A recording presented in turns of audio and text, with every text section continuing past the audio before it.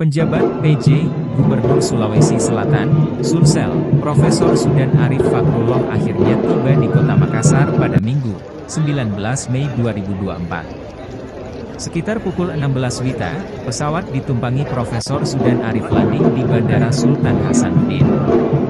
Profesor Sudan disambut PJ Sekretaris Daerah, Sekda, Sulsel Muarsjad serta jajaran Kepala Organisasi Perangkat Daerah, OPD. Tari Padupa juga menyambut kedatangan orang nomor 1 di Sulsel ini.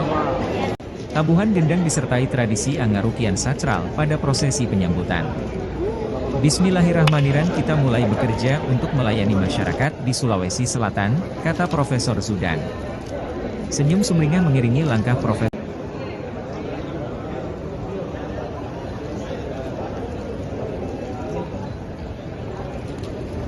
Download Tribun X sekarang, menghadirkan lokal menjadi Indonesia.